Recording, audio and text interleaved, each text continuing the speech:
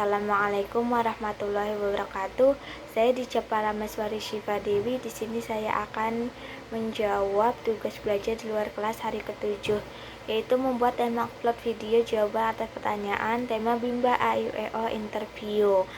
Yang pertama, apa yang dimaksud dengan Bimba A.I.U.E.O interview?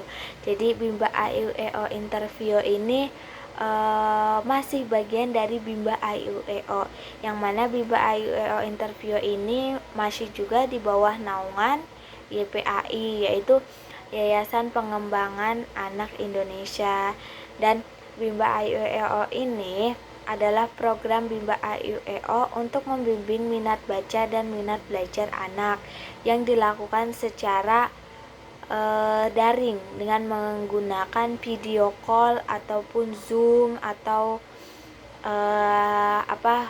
Google Meet atau Google Duo, yang mana Bimba interview ini hadir pada saat pandemi COVID-19 ini sedang berlangsung. Karena kita tidak bisa bertemu secara langsung, jadi muncullah Bimba interview ini.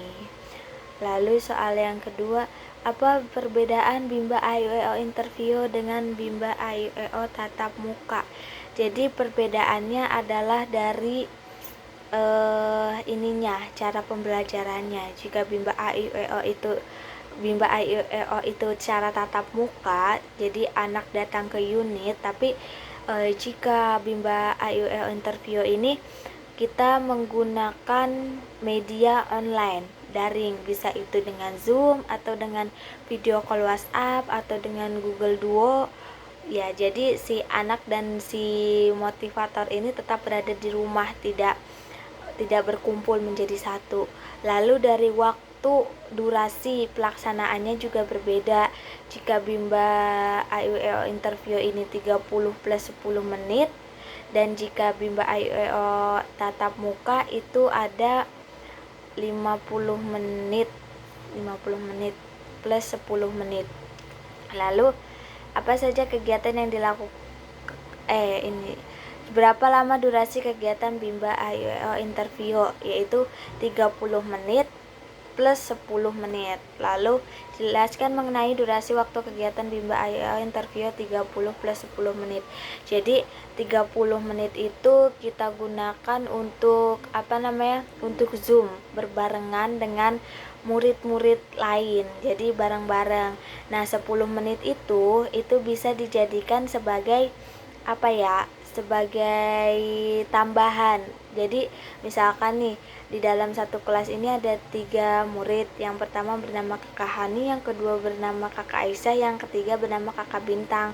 Nah, ini mendapatkan jadwal Senin, Rabu, Jumat. Nah, kita bisa membaginya.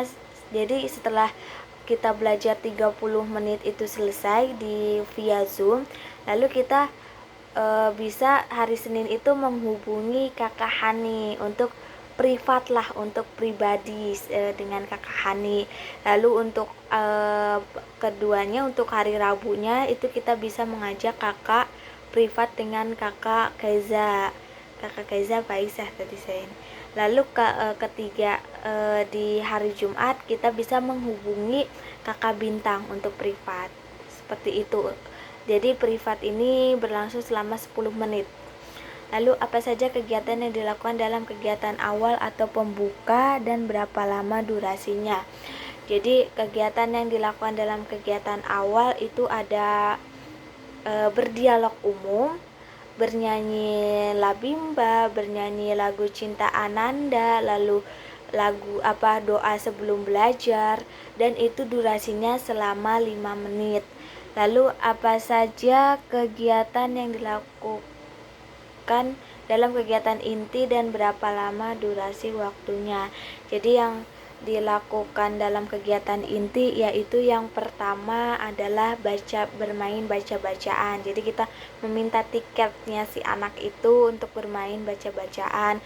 Lalu kita juga bisa di situ memberikan materi berupa tulis, berupa matematika, dan berupa membaca yang lain. Dan berapa lama durasi waktunya? Durasinya itu adalah 20 menit. Lalu pertanyaan selanjutnya, apa saja kegiatan yang dilakukan dalam kegiatan akhir atau penutup dan berapa lama durasi waktunya? Jadi kegiatan penutup ini kita bisa lakukan dengan doa setelah belajar, lalu berdialog umum sebentar dengan anak, dan durasi waktunya ini ada 5 menit. Lalu pertanyaan selanjutnya, apa prinsip dasar atau hal mendasar yang harus dijalankan dalam pelaksanaan Bimba AIUEO interview?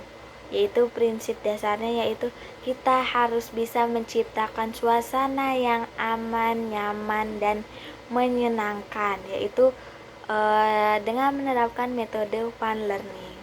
Kegiatan apa yang menjadi prioritas utama dalam pelaksanaan Bimba AIUEO interview? Yaitu kegiatan baca-bacaan.